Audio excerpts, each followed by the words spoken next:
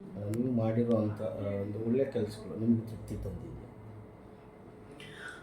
ನನಗೆ ಎಲ್ಲ ಕೆಲಸವೂ ತೃಪ್ತಿ ತಂದಿದೆ. ಅದರಲ್ಲೂ ಮುಖ್ಯವಾಗಿ ನನಗೆ ಗೊಲ್ಲರಹಟ್ಟಿಯಲ್ಲಿ ಅವರ ಮೌಢ್ಯತೆಯನ್ನು ನನಗೆ ತುಂಬ ಟೀಕೆಗಳು ಬಂದಿತ್ತು. ಅವುಗಳನ್ನೆಲ್ಲ ಫೇಸ್ ಮಾಡಿ ನಾನು ಅವರನ್ನು ಮೌಢ್ಯತೆಯಿಂದ ಹೊರತಂದು ಆ ಮಹಿಳೆಯರಿಗೂ ಒಂದು ಉತ್ತಮ ಸ್ಥಾನಮಾನ, ನಮ್ಮಂತೆ ಅವರು ಸಮಾಜದಲ್ಲಿ ಘನತೆಯಿಂದ ಬದುಕಲಿಕ್ಕೆ ಅವರಿಗೆ ಒಂದು ಅವಕಾಶ ಕೊಡಬೇಕು. ಆ ನಿಟ್ಟಿನಲ್ಲಿ ಅವರನ್ನು ಮನಪರಿವರ್ತನೆ ಮಾಡುವ ಕೆಲಸ ಮಾಡಿದ್ದೀನಿ. ಬಹಳಷ್ಟು ಹಟ್ಟಿಗಳಲ್ಲಿ ನಾನು ಹೋದಾಗ ನಂತರ ಹೇಳ್ತಾರೆ, ಮೇಡಮ್ ನಿಮ್ಮಿಂದಾಗಿ ನಾವು ಕಾನೂನು ಭಯ ಇರ್ಬೋದು ಅಥವಾ ನಿಮ್ಮ ಭಯದಿಂದ ನಾವು ನಮ್ಮ ಮೌಢ್ಯತೆಯನ್ನು ಬಿಟ್ಟಿದ್ದೇವೆ ಅಂತ ಹೇಳುವಾಗ ತೃಪ್ತಿ ಸಿಗ್ತದೆ. ಅದೇ ರೀತಿ ಬೇರೆ ಬೇರೆ ಹೆಣ್ಣು ಮಕ್ಕಳು ಇಲ್ಲಿ ತುಂಬ ಕಷ್ಟದಲ್ಲಿ ಬರ್ತಾ ಇದ್ದಾರೆ.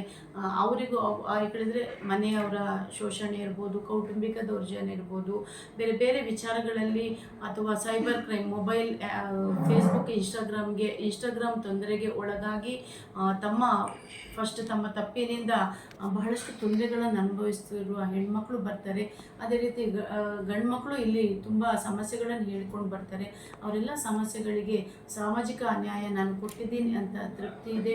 ಗೊಲ್ಲರಹಟ್ಟಿದಿರ್ಬೋದು. ಅದಲ್ಲದೆ ವಿಶೇಷವಾಗಿ ನಾವು 4 ವರ್ಷ ನಮ್ಮ ಸಿದ್ಧಗಂಗಾ ಮಠದಲ್ಲಿ, ತಮಗೆಲ್ಲರಿಗೂ ಗೊತ್ತಿದೆ, ವರ್ಷಕ್ಕೊಮ್ಮೆ ದೊಡ್ಡ ಜಾತ್ರೆ ಆಗುತ್ತೆ, ಲಕ್ಷಗಟ್ಟಲೆ ಜನ ಸೇರ್ತಾರೆ. 3 ವರ್ಷ ನಮ್ಮ ಜಿಲ್ಲಾ ಕಾನೂನು ಸೇವಾ ಪ್ರಾಧಿಕಾರದ ನಾವು ಕಾನೂನು ಮಾಹಿತಿ ಸ್ಟಾಲನ್ನು ಹಾಕಿ ಲಕ್ಷ ಜನರಿಗೆ ನಾವು ಕಾನೂನು ಅರಿವನ್ನು ನೀಡಿದ್ದೇವೆ.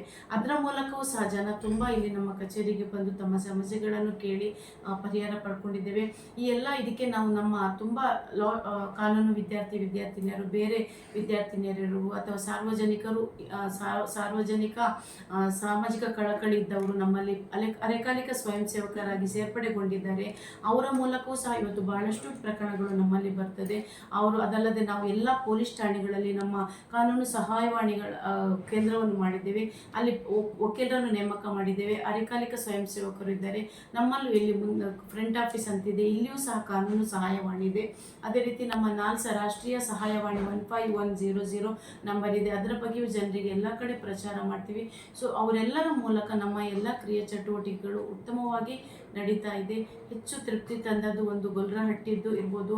ಮತ್ತು ಇಲ್ಲಿ ಸಿರಾ ಗೇಟಲ್ಲಿ ನಮ್ಮ ಸಖಿ ಸೆಂಟರ್ನ ಸಿಬ್ಬಂದಿಗಳು ಒಂದು ಹಿರಿಯ ನಾಗರಿಕಳನ್ನು, ಅವಳು ನಿವೃತ್ತ CDPO ಅಧಿಕಾರಿಯಾಗಿದ್ದು, ಮಗ ಸೊಸೆ ಆಕೆಯನ್ನು ಹೊಡೆದು ಮನೆಯಿಂದ ಹೊರಗಾಕಿ ಮತ್ತೆ ಮನೆಗೆ ಸೇರಿಸ್ಕೊಂಡಿರಲಿಲ್ಲ. ಆ ಸಮಯದಲ್ಲಿ ಸಖಿ ಸೆಂಟರ್ ಅವರು ನಮ್ಮಲ್ಲಿಗೆ ಕರ್ಕೊಂಡು ಬಂದಾಗ ಪೊಲೀಸರ ಸಹಾಯದಿಂದ ಅವರ ಮನೆಗೆ ಹೋಗಿ ಆ ಅಮ್ಮನನ್ನು ಮತ್ತೆ ಆ ಮನೆಗೆ ಸೇರಿಸಿ ಸೊಸೆಯ ವಿರುದ್ಧ ನಾವು ಕಾನೂನು ಕ್ರಮ ಕೈಗೊಂಡಿದ್ವಿ.